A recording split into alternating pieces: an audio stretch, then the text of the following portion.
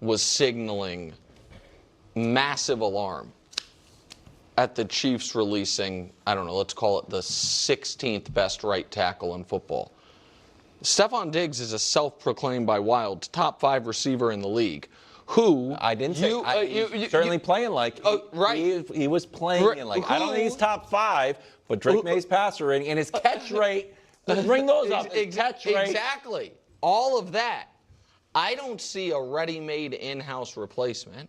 This was something that I think is fair to say was not on your radar or our radar the day the season ended. Like, oh, they're probably releasing Diggs. It did seem like the last few weeks there was local reporting this was going to happen.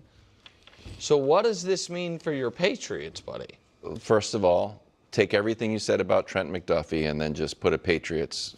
Oh, you guys are getting picks for him? You guys are we got to fix the bar, guys. They're not cutting it. No, we're not getting a sixth-round pick for him. Okay. A first, third, fifth, and sixth. If you guys are trading him for draft capital, I feel very differently. Say that you're getting A.J. Brown or somebody like that. I don't know. That's a great. I mean, that is a great question. So that's what this could mean. No, I have several questions I think this raises. Number one, and this is not the most fun thing to talk about, is this on the field salary or it is some off the field that's fair developments weigh into this? Yes. It is what it is. I don't think we're. No, the Chiefs might be in a similar situation with the receiver here sooner than later. So, like, I get that, but so it's still that might be part of it. That almost makes it harder from a team building perspective, because it means you didn't plan for it. If it's off the field that forces him off your team, it wasn't like part of and who knows what part of the equation? I don't think 100%. I don't think 0%. So what part of it? Question number 2: who replaces him?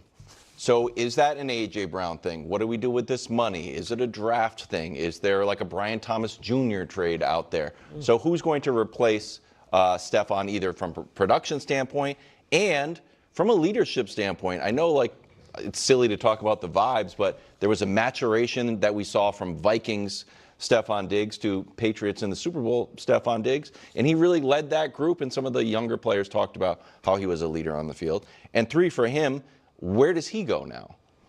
Yeah, I'm less concerned about where Stefon Diggs goes, but I do feel that this release was more about other stuff than actual football stuff. I'm not going to get into the details because some of those things are too messy. And I've told you guys this before, I don't love talking about all the off-the-field type stuff, especially when you don't have the information. When it's a little bit more concrete and it's like very much like, okay, like this happened and everyone knows it happened, then that's a little bit different. But when it's all just kind of like, well, this is what we're hearing, this is the claim, and it's just I don't want to get involved in that. But my gut tells me that the Patriots did not necessarily want to move on from Stefon Diggs, but it's more about seeing the writing on the wall.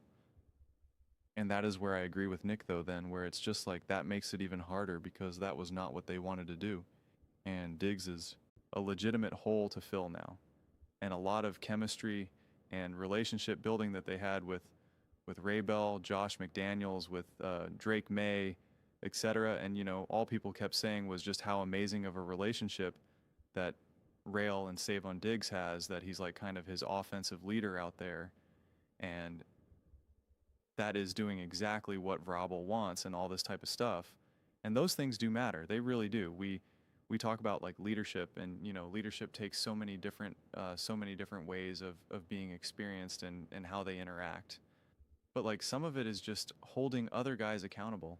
It's inspiring the rest of the team to put in the work, to be focused, to be ready to like actually listen when the coach is talking rather than half listening. Like it shows up in so many different ways. And, apparently Stefon Diggs really did a great job with all of that and was a legitimate contributing piece for this team beyond obviously just the 85 receptions, 1,000 yards, 4 touchdowns, etc. And so, I think that matters. And I think also Diggs also even kind of brought kind of, as the cool kids say these days, like an aura, some of that kind of attitude that I think it served the Patriots quite well as the season unfolded. So yeah. the whole idea of like who's going to replace him. Is it going to be AJ Brown? Is it going to be this? Yeah, if you can swap out Diggs for AJ, that's great. And you totally would do that. But I don't know. Nothing immediately jumps out. And this is where things are interesting because we see what the Rams just made a big swing, right? They just went out and said, "We need defense. Let's go." And they're not worried about 28, 29, 30, right? They're like, "We need to win right now. Let's go. Let's go. Let's go." And they made a concrete move to do that.